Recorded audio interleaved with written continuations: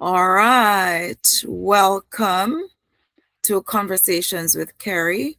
Today I'm speaking with Mr. Ted, business owner and resident from Siloah. And we're going to jump right into it because he's a busy man today. And as you can see, he's on the job. So, Ted, welcome and thank you so much for joining me today. Good morning, Kerry. Thanks for having me. Hope all is well with you. Oh, all is well. Thank you so much. And I hope all is well, or as much as can be well, is with you and your family. As best as can be. Thanks be to God. Thanks be to God. Okay. So, Mr. Ted, I have some very curious questions because I started sharing my experience with hurricane, but my experience in the initial parts has been external. And so I would love for you to start by telling us a little bit about yourself and what your business was like prior to Hurricane Melissa. Okay. Well, Karen, I went to school in St. Elizabeth, primary and high school. I went to Monroe. After Monroe, I went to the University of the West Indies. And after that, I resided in Kingston for quite a few years. I got a job there. I was working in Kingston. I had a new residence there. I had established myself there for more than 14 years in Yeah. Kingston. But my mind was still always back in my hometown in Siloah, St. Elizabeth. Yes. So 4 years ago, I decided to move back to St. Elizabeth, where I would extend an existing family business. I've made several investments over the year before I came back. But the significant part of the investment came in 4 years ago. And then I inserted myself physically because I moved back to Silo and back to St. Elizabeth. Yes. Um, it was a struggle for various reasons. I was used to a more professional setting in Kingston, but I came back and I was able to maneuver what is going on in St. Elizabeth and readjust myself back to life. So our business was based on a three prong. We operated a meat and grocery, silo meat and grocery. We also operated a venue that we used to host events, salas at the estate, and it was also a restaurant and bar. And we also embarked on egg business where we established a small production house, the facilities, and we started supplying eggs in and around the parish of St. Elizabeth. Mm, Mm. okay. It was a significant investment, a Yes. significant investment over the course of everything. We started slowly, but we got our foot in, and Mhm. I see where we started having growth. And to the latter part of the third year coming into this year, we saw where we were now starting to see some amount of returns on our investment. To throw in one thing, we had last year as well Hurricane Beryl, which did Uh-huh. some amount of damage to us and it slowed us down. Not as much as Melissa, but Right. it slowed us down. We were without electricity for a few months as well. Oh wow. At How long was that? more than 2 months, two going into Well, 3 months after okay. burial. Yeah. Okay. And we had to use backup generator for that prolonged period of time. The cost was significant. So it impacted our growth significantly, but nothing compared to Melissa. So Right. in a nutshell, that is what it is. I came back, we started, we invested, we started putting in the work and we're now on a growth strategy coming into the fourth year, even though we had the hiccups from burial, but we're getting into it. So that is where we are now until Melissa came, and that's a whole new story now. Yes. So with Melissa, I wanted to just show some pictures from your business, which is quite beautiful. Um, Here we go. So this is okay. This is Salas at the estate, and of course, this is he's on Facebook. You can follow him on Facebook and on Instagram. Look at that. That's food, on the grill.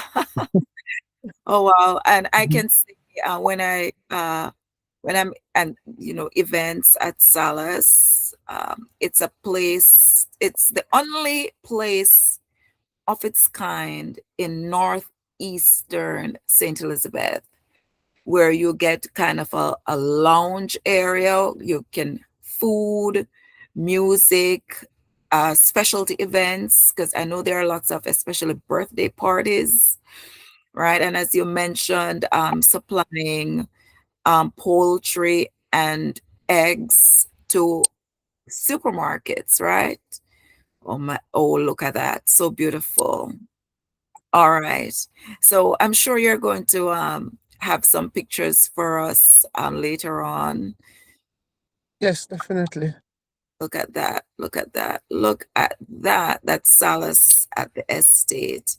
Uh, and you have community events as well, don't you? Yes, we do. We also started an outreach last year. We Uh-huh. sponsor a lot of activities for the schools around us, the primary schools as far as Aberdeen Primary School, Siloah Primary School, etc. Okay. Oh man, I have to stop showing these, Mr. Salas. Oh my Jesus. Okay. All right. Thank you for that. Okay. So, um, so when you heard, okay, so you went through burial and you had that experience with burial. Um, so what were your thoughts when you heard that Melissa was on her way? Well, given what had happened to with Beryl, and then we heard Melissa was on his way. I was convinced from day one when the bulletin came out that it would have been a devastating hurricane, and that we would have been impacted much more than Beryl. A lot of persons I think didn't take it very seriously until very late down. Mhm. But we had started our preparations given our vulnerabilities with what we had and what we experienced with burial. So we started seeing how best we could try to limit whatever came, using hurricane straps on our buildings, trying to buffer where we keep our poultry, trying to secure the windows, etc., trying to see what is movable that we could move and secure. So we did as much as we could do in Mhm. terms of precautions. But I must admit, Mhm. I was extremely surprised at the level of the damage that was done. Because I thought we had prepared ourselves as best as we could, much better than with burial. But when I came out and we saw what the damage was, I was still extremely surprised, even though we thought that we had done our best to protect ourselves. Yes. Right, because this was a devastating hurricane. It's the strongest hurricane to hit land, not the strongest to have been formed, but the strongest to have hit land, and right in St. Elizabeth. Now, would you like to share with me some of your experiences during the hurricane? Because there are persons who've given me various I guess, iterations of their experience. What was your experience during the hurricane while it was still going on? Okay, well, in initially when it started, believe it or not, I saw a few people outside, and this was basically when the hurricane had hit landfall. But it wasn't as severe yet. I think it was just entering Black River. But we still felt some of the winds and the rain was already there. A few persons were still there. Further down in the hurricane now, we started to see. um stronger winds. We started to see leaves. We started to see branches going about, and then we started to see roofs flying past us. And then we realized that this was something serious, right? No, Yeah. initially for us, because of the preparations we had done, Mm. we weren't being impacted in terms of our roofs being ripped off or our structure being damaged initially. Right. But going into the hurricane now, I don't want to give a time, probably a half an hour to an hour into the hurricane now, Yeah. we started seeing a change. I would suspect that was when the intensity of the storm was near to us in our Siloah environs. Right. One of the first thing that I saw was a utility pole immediately across us fell. Well, I didn't see it, I heard it. Hmm. That's the first thing I heard. And then the current went immediately after that. Luckily, the hurricane was during the day, so we could still see, right? Right. Right. Following that, I was still at my business place because we have a very secure place there towards the back that we Right. had built. So I Right. decided that it's best for me to be out there so we could mitigate anything that was necessary.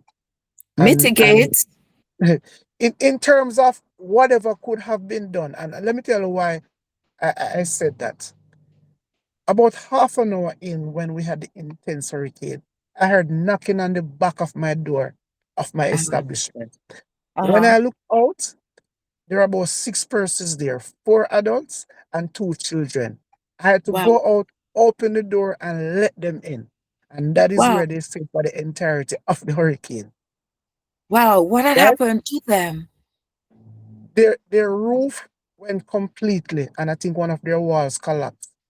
So they were Oh, trying to reach one of the shelter over the primary school, but because of the wind and the children they couldn't reach there.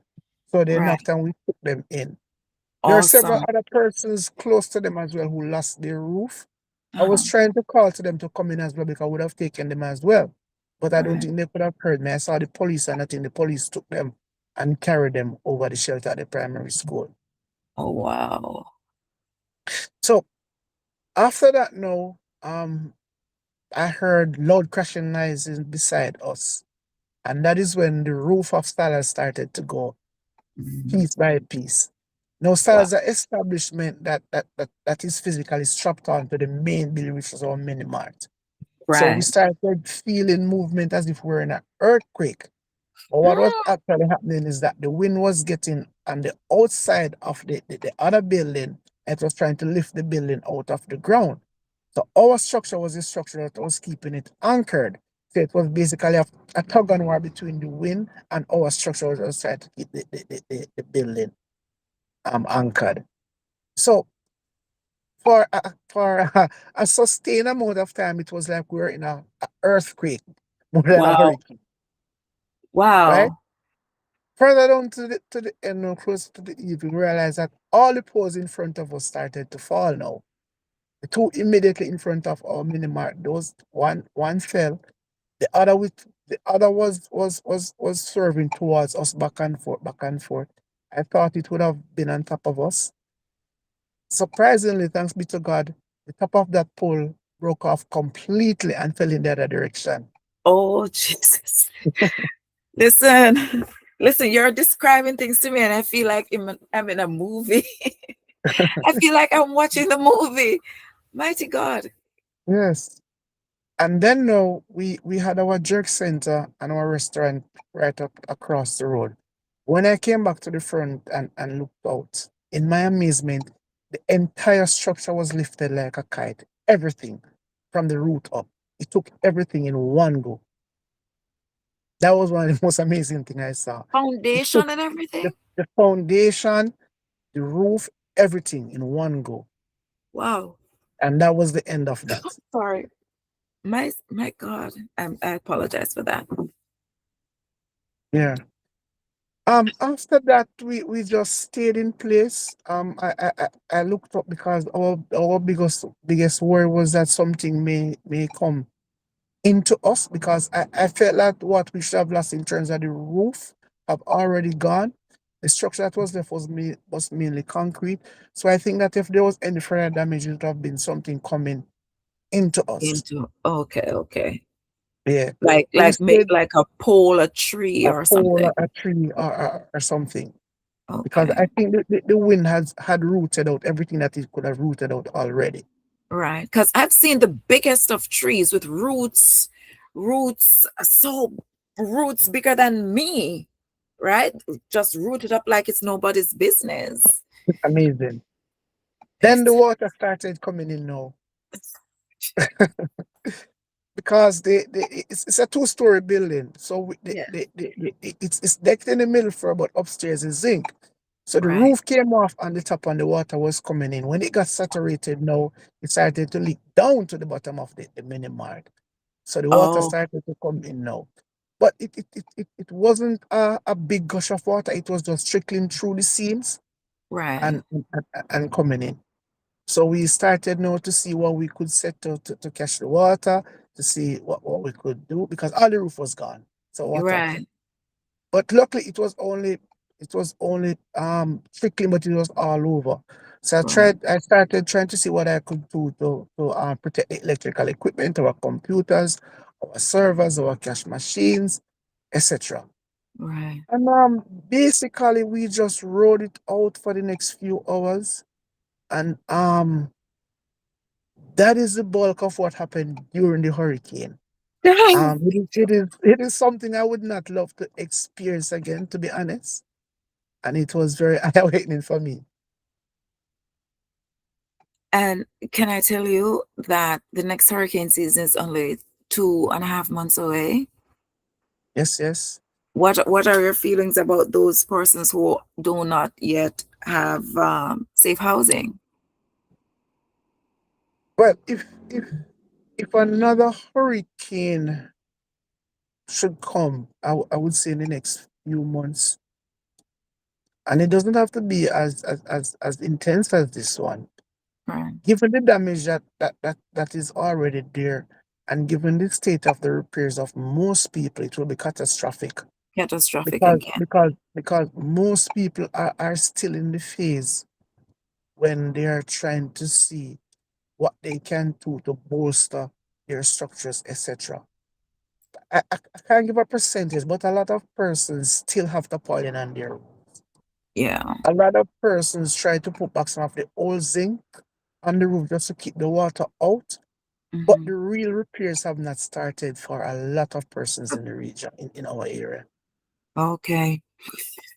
All right. So we're going to talk about that um, again. We're actually planning to address that in another video that we hope to do next week. But I have to ask you, what has the cleanup experience been for you? Um, for the first few weeks, and I would think probably the first month and a half after the hurricane, there were no government what would I say? There were no government services in terms of cleanup. They were trying to clear the roads in terms of big debris, the utility poles that fell down. Um, but in terms of other major cleanup, for probably about 5, 6 weeks, there was none. Now, let us look at where we are located, for example, because the Right, cleanup was in 3 phases.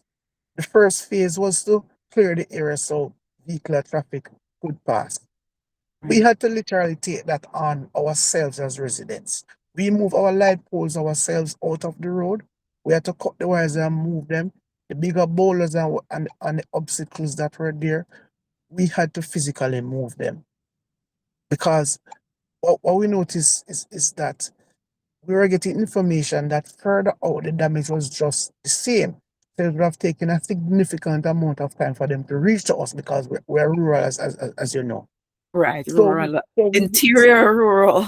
yes. So we had to first start with the bigger heavy equipment. People came on board with vans, with truck, whatever we could find, physical labor, and we pushed most of those out of the road. Okay. After that, it was the secondary cleanup now. And this was with the smaller items, the zinc, the debris, etc. And this Right. was significant because this was everywhere. Right. Right. Oh, Because when I everywhere. came down there, the zinc from the church, the Anglican church, was over in a tree on the property where my office building is. Yes, So it was like it literally it's hard to describe. I think I have a picture of it somewhere. But I was like, huh. I was looking like which building around here has a green zinc? And I'm like, the church. there was probably one zinc left on the church building to let me know that that's the building it's coming from. Yeah. The So okay, church. so that was a secondary trying to get this the zinc. And as you mentioned, there are a lot of people who were getting the zinc to try to put the same old torn zinc, straightening out as much as they can to put back on their building. There are no options at the time. Yeah. Um, but with the secondary cleanup, that took a whole lot longer because after the main debris was moved, the bigger objects that could enable vehicles to pass. Most people now were busy at their homes, at their immediate premises to see what they could do. So the Right. rest of the debris and everything that was in the public spaces were basically left there. Because as you would understand, people will have to try to do what is on their premises to clean up, right? Right. So that really caused a issue.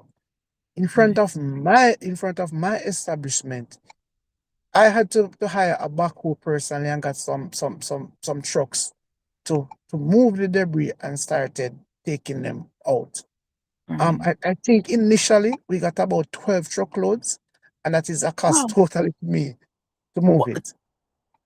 totally to you to Yes, move I had to debris cover all in that cost in the public space, but because it was in front of your property. in front of my property, And your property, you started giving a description of the location of your property because it is right in the square.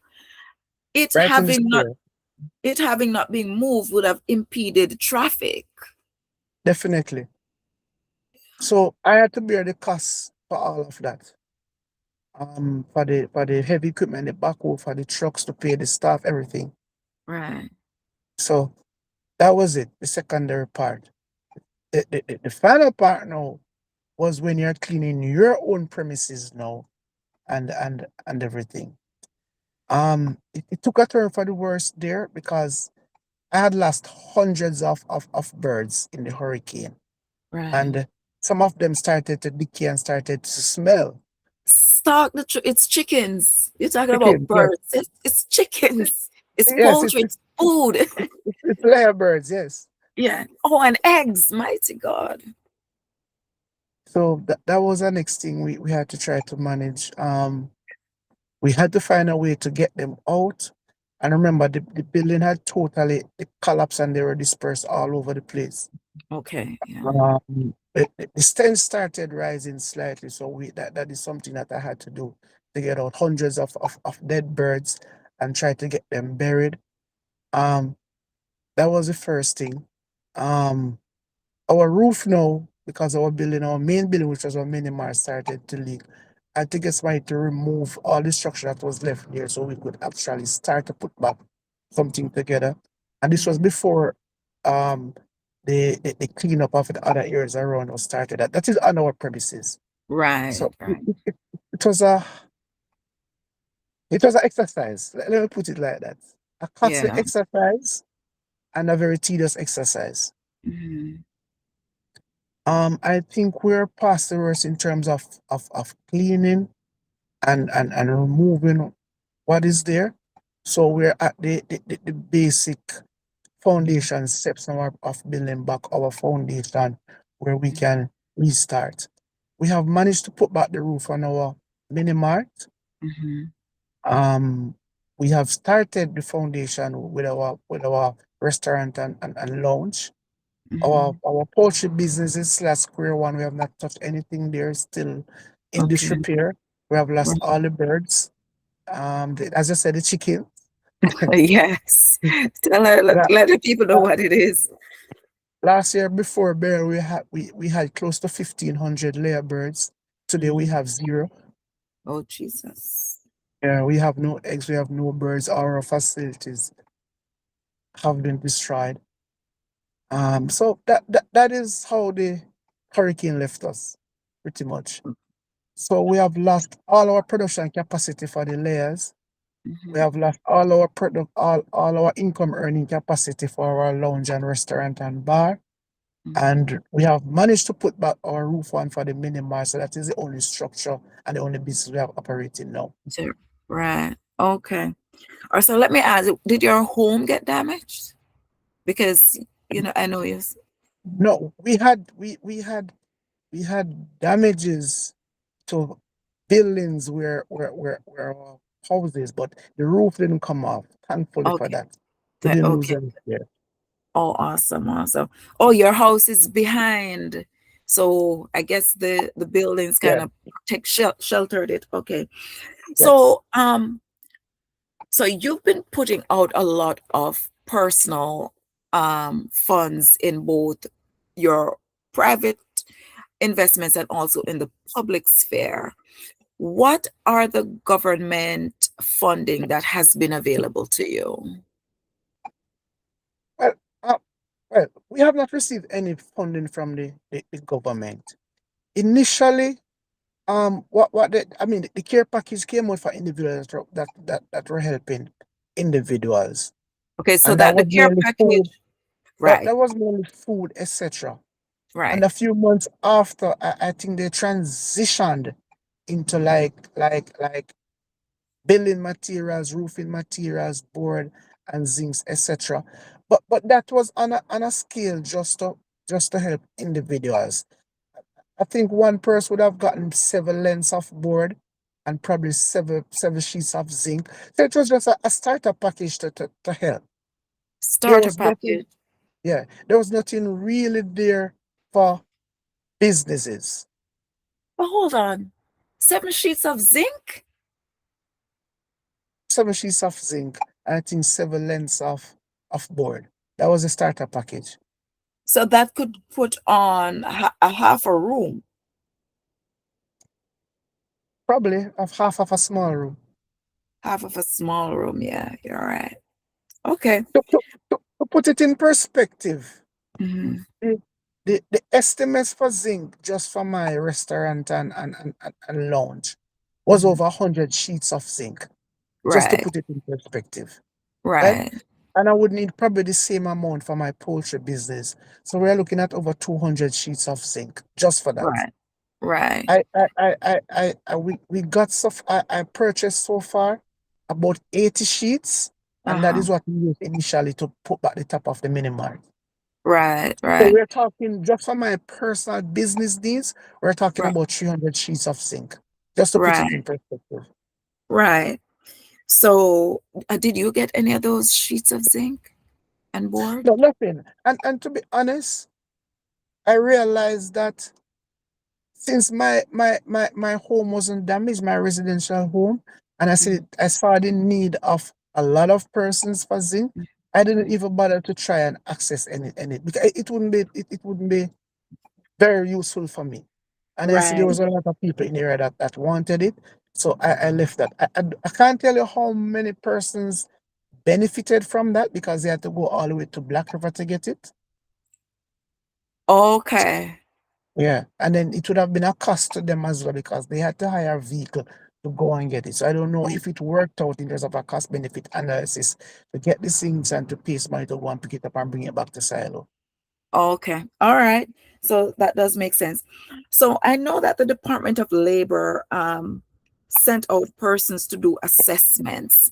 Um, and then they have this online system to say if an assessment was not done, then persons are given the opportunity to self-report. Did you see any of the Department of Labor persons? Did they come and do an assessment on your home to see what damages on your home or the business? all the assessment that was done was on a personal for residential. I did not Okay. see anything regarding commercial or business.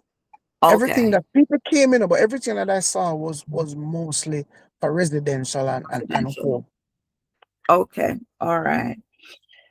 So, what help is available to you as a business? Until today, I have not received any help, and honestly, I'm not sure. So we're Right. helping ourselves. And remember, at there are some costs even outside of repairing, etc.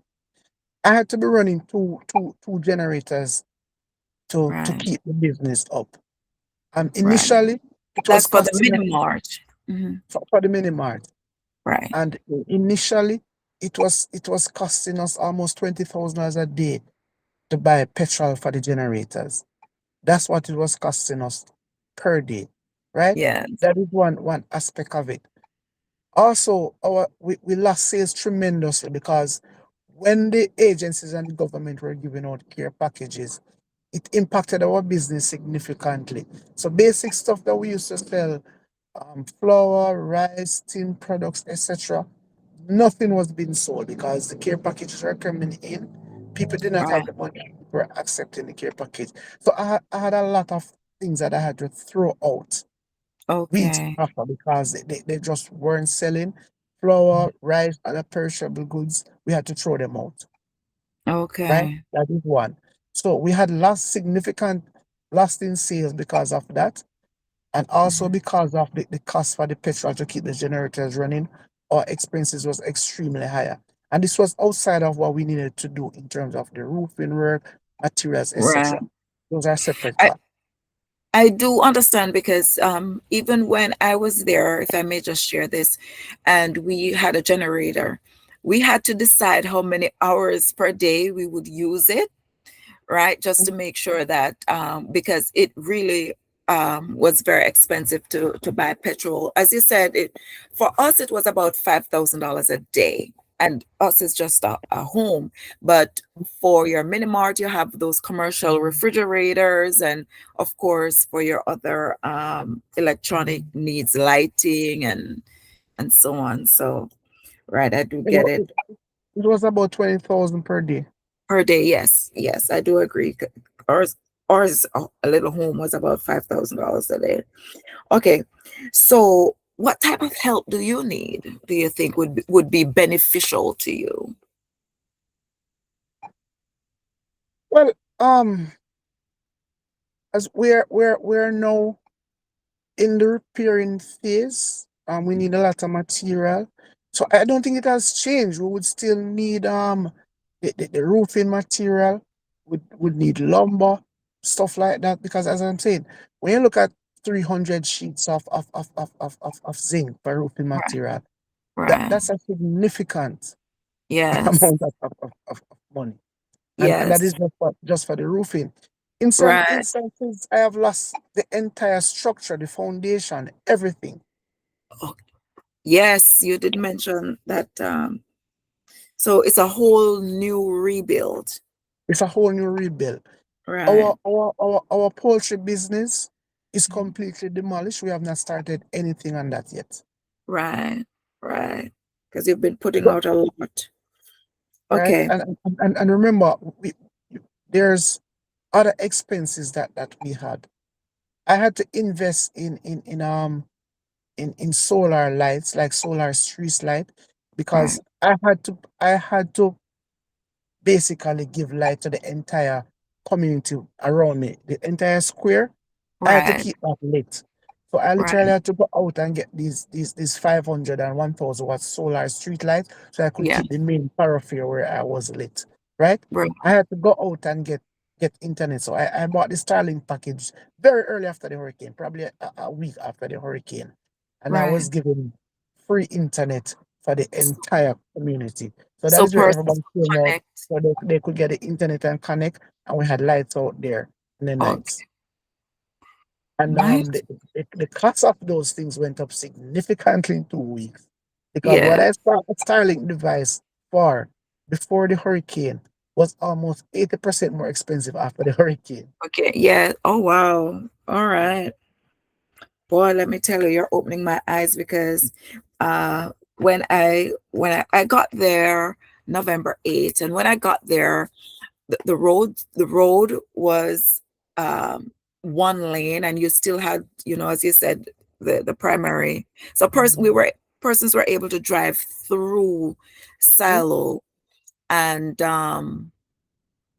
right. And I know that my sister was able to, after a couple of days, connect and give me a call because we had Starlink, but the Starlink was damaged because, once again, the hurricane came so fast, and they didn't have any males to go up on the roof to take off the Starlink. Okay, So when the building fell, the Starlink fell, the solar panels fell, everything, and there were pieces all over the place. okay. So, right. So even though, as I said, even though we planned the best as we couldn't plan for what was going to happen. Or, even though we planned, the plan was blown away with the wind. Mm. Right. Let me tell you, Definitely. listen, your story alone could be a whole movie. Let me tell you. And I must confess, I had no idea. I know you're very active in the community, and I know you're a central person, but I had no idea of the mammoth contribution that you made to the entire community. So I want to first of all say thank you, and I hope that we'll be able to support you in some way. And I hope that the government will start issuing. As a matter of fact, while I was there, I did call the RADA because there was a meeting, uh, and they made some announcements. But when I called RADA, they said they hadn't had the supplies at the time. Okay. So I don't know. I don't know um, what became of that. But as of like the day or 2 days before I left, I think it's the day before I left, they hadn't had anything, and I left December 28th. All right. So, Mr. Ted, you were voted to be the leader of the Silo and Thornton Restoration Committee. All right. And the committee is where the rebuilding fund will go. And of course, there's a treasurer was also voted. And Parish Ground Global Ministries Inc. has started two initiatives, the Buy a Block campaign and the 2026 Global Healthcare Conference to help to support the rebuilding efforts. So, what would you like our viewers to do to support the Silo and Thornton Restoration Committee and Rebuilding Fund? Okay. Let me say this first, because Yeah. we need to emphasize the importance of communities and organizations like this. Because what happened initially was that people came in after the hurricane, Mhm. and some people came in genuinely to help, others came in as a photo op, others came in to see what benefit they could get publicly from trying to help, right? Right. Right. But even with the programs from the government and international organizations, we know those programs will come to a halt after a time. Whether Right. it was genuine or not, it will come to a halt. Right. Now, what is left is the real reality of what the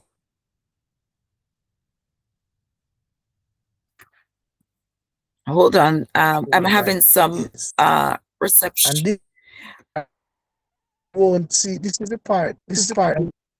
Can you hear? Okay, there was an interruption there. So I'm going to ask you to Okay, repeat, please. Yeah. okay, yeah. What I was basically saying is that um all the agencies, all the persons who help, some genuine, as I said, some mainly for photo ops, etc. Everything will come to an end. Mhm. No, this is the reality of what the situation is. There are still hundreds of persons who have damage beyond repair with structures and their properties that they have spent years to invest in. Now remember, this is a poor rural community like many others affected in this part of the country.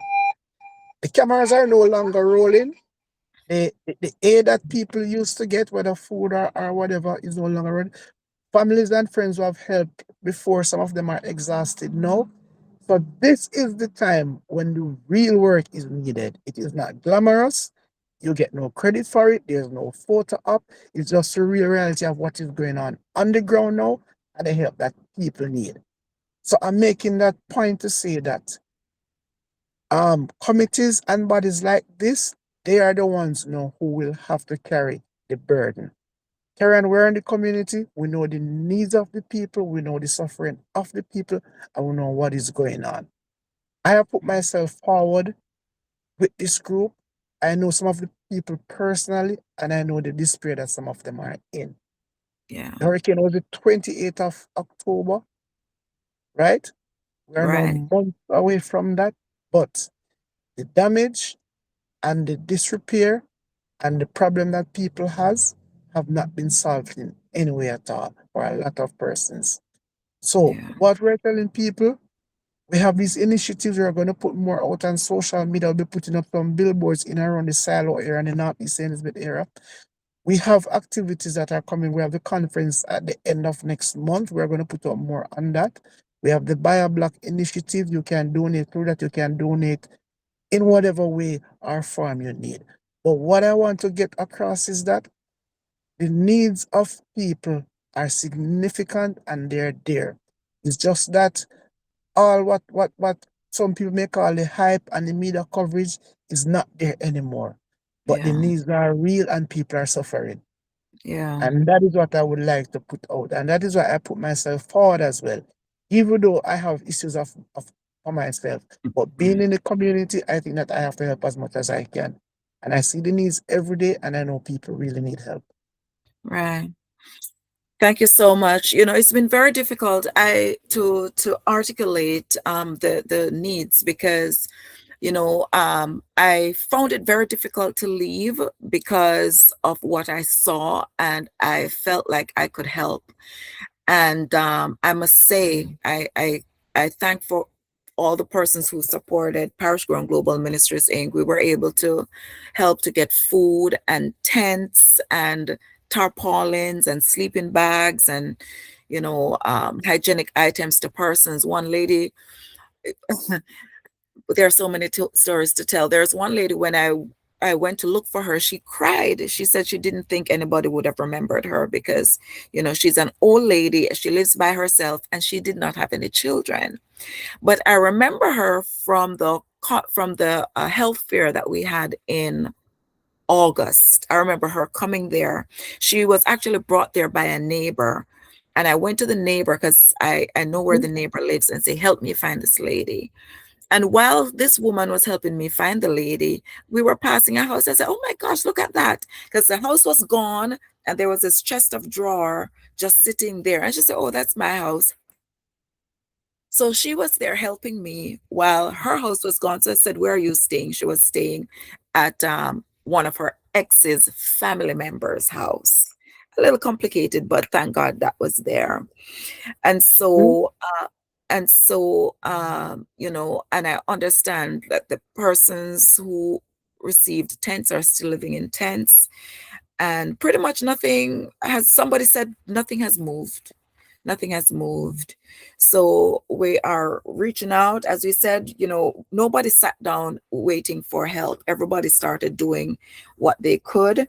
And so we're Understood. asking, right. So we're asking persons to get on board and support us. We're inviting people to come to Silo to see what has happened and what has been done already so persons can get to understand. And you do so by coming to the conference. And if you're not able to come, we encourage you to buy a conference ticket anyways. And then for the Buy a Block campaign, we're going to keep it going for as long as there is the need for housing. And we're not trying to give people a nice house. Well, I'm going to finish my sentence, even though that may not have sounded good. We're trying to get them into a safe structure. All right. That is it. And we're kind of at a race for time because the next hurricane season is in about 10 weeks. And And so and just to add, I think there's a early start to the rainy season because for the past 2 weeks now, rain yeah, has been falling almost every day now. oh And wow, and when you're living with a tarpaulin or a roof that has zinc that is not secured. secure, you can understand the damage and the suffering that people are having now with water coming in. Right. Because I Because remember even this week, rain fell every day this week so far. this, right. I Mm. remember when I went to visit this lady, I brought her some stuff and she invited me in. She had put up the, she had reused zinc on two of the rooms. And so they have 10 people living in those two rooms. And I'm not talking about bedrooms, I mean two rooms. And you looked up and you could see the holes because it's the zinc that the old zinc that she reused. So all the holes that were there and the damage, when it was Still being there. ripped up are there. So yeah. All right. Well, Mr. Ted, I thank you so much for spending this time with me today. And we encourage you to follow Salas at the Estates. Do you have a YouTube channel, Mr. Ted? No, we don't have a YouTube channel. Okay. Not as But you're on we Facebook can and you're on Instagram Instagram, TikTok. and TikTok. Okay, I forget Mhm. TikTok. I don't have a TikTok account. People keep Mm. telling me I need to get one. I probably do need to get one, but until then. Well, Mr. Ted, thank you so much for your time. I hope you have a beautiful day. And we hope that just by you sharing your story with us, that the help will come flooding in because you deserve it. And the community, the members of the community, I think deserve safety. So once again, Mr. Ted, thank you. Thank you, Carrie Ann. Have a good day as well. You too. Thank you. Okay. Goodbye.